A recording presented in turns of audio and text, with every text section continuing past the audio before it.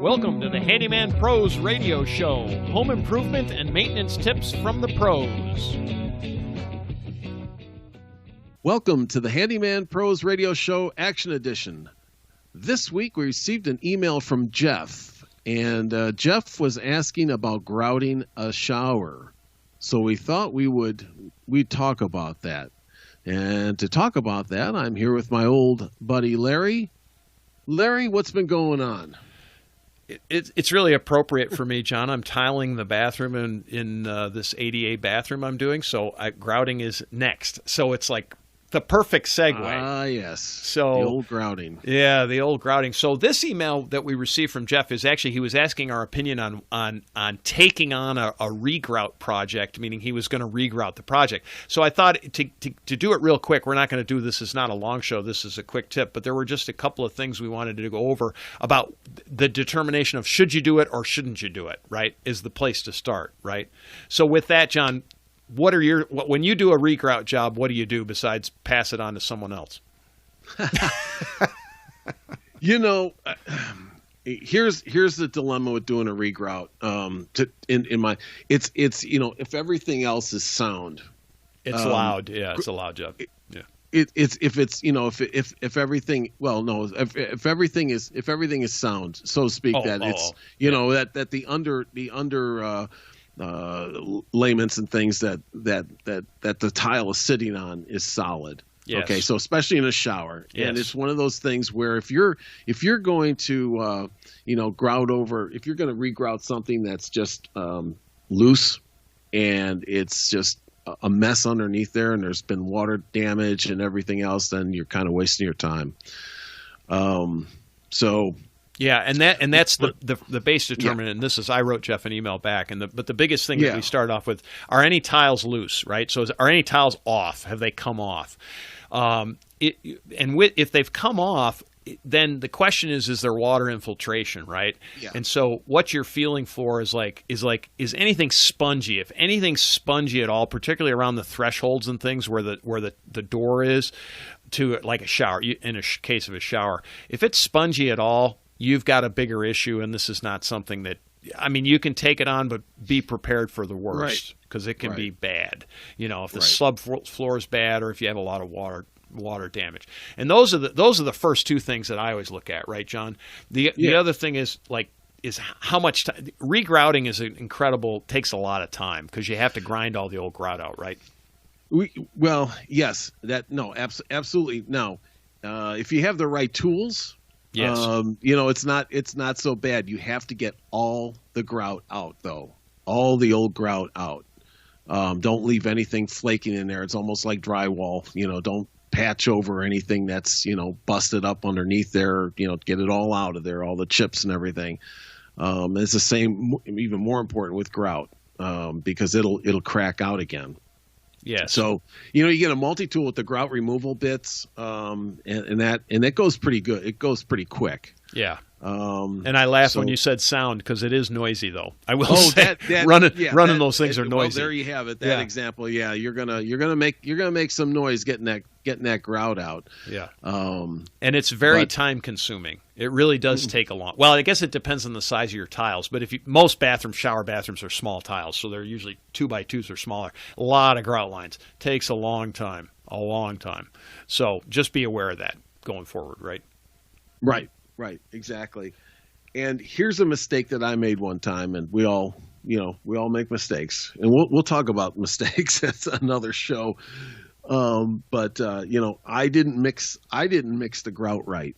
Yes. There's a lot of chemistry to these grouts and products like thin set and things like that. But there's a lot of chemistry in there, and you have to do it exactly as the bag calls for. You have to follow their directions exactly. Yes. Otherwise, you're going to be very disappointed. Yes. Very disappointed. And I did that. And yes. The grout would never dry or it'd start to flake off again, and I'm like, well, you go back to the bag. It's like, well, did you mix it exactly like I told you to? The bag's speaking to me. Did you mix it for 10 minutes and let it, mix it and then let it sit for 10 minutes? Did you put more water in it after that? Because if you did, you just screwed it up. And all that kind of stuff. Did you mix it again? You have to. There's steps to this, and if you do it exactly like the bag says, it'll come out great. But it's very easy to screw up that thing. If you don't. And every manufacturer might have a little bit different, procedure. Yeah. Exactly. Yep. Exactly. So definitely read the instructions on the bag if you're doing a mixed grout, and then they do make some pre-mixed grouts too. They do.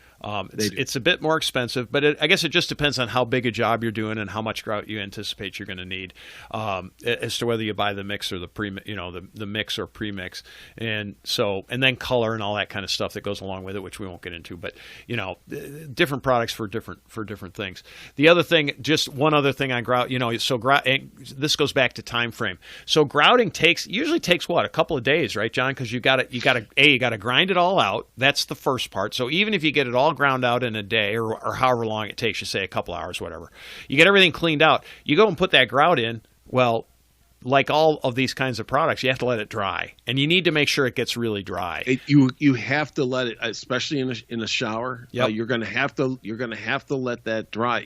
After you clean the haze off and everything, you cannot put water on that, and I can't remember exactly. I'm sure everybody, it's on the bunch bag. Of people out there, will know this, but I think I left mine for like 3 or 4 days. Right, something like that. It's on the bag. Whenever it says it's fully cured, it's on the bag. And once again, you go against that instruction, and you get that wet prematurely. Bueno. You're gonna get a bad result. Yeah. Yeah, and so those are kind of the basics of grouting. I mean, we could get into it more, but I don't think we need to, do we, John? I mean, basically that's it. There's plenty of videos out there that tell you how to apply it and all of that, and I mean, I guess we didn't really talk about tools. We did talk about a multi-tool to get it out, but you need a float as well to actually put it in, and that's not that, you're talking about having a multi-tool, folks. If you're a DIYer, I think you should have a multi-tool, because we've talked about those in the past. One of these days we'll actually do a tour review on multi-tools, but what a tremendously multi-versatile piece of tool, everything from cutting wood to doing trim to grout removal to grinding to blah, blah, blah. Anyway, be that as it may, you also need a rubber float to actually float the grout over, but that's a $6 or $7 item, so it's not a huge amount of money. But that's anything else on this, John? On grouting? No, I think that the point of this tip here was just kind of things to look out for, not a how-to grout, but how what to look out for. So kind of in summary, it's any of the loose tiles that can be put down. See what the underlayment looks like. The subfloor, shower panel, that kind of stuff looks like. Is it and soft? Just a couple of tips here. Any water infiltration? Kind of that kind of stuff. So. And I've got that right now, and I've got to rip out. My shower is going to be on the list. So you taking your shower out or regrouting? Just curious. I probably will be taking my shower out. Ooh, yeah, okay. Well, there's style that goes into that too. And since John and I are both very stylish guys. Right. Not. Anyway, folks, don't forget, join our Facebook group at Handyman Pros. Join the conversation. If you've done a grouting job, hey, put it out there. Let us see it. It'd be great for us to see what you guys are doing out there in the world, as we say. We're also on Twitter. That's at Handyman Radio. You can always send us an email, questions at handymanprosradioshow.com. And we listen to what you say. So Jeff sent us this email, and we just wanted to go over it real quick because he was contemplating doing it himself. I think he's actually going to go forward with the job because he doesn't have any loose tiles, and his threshold's all good. So all of that was what my initial concerns were, and so he's probably moving forward with that, but he's going to let me know. So, folks, if you do enjoy the Handyman Pros Radio Show, please tell your friends and neighbors. We really appreciate it. We're trying to grow our listenership. We're trying to have a good time doing this. We love it, blah, blah, blah. We want to thank you for listening, and we will see you next week on the Handyman Pros Radio Show.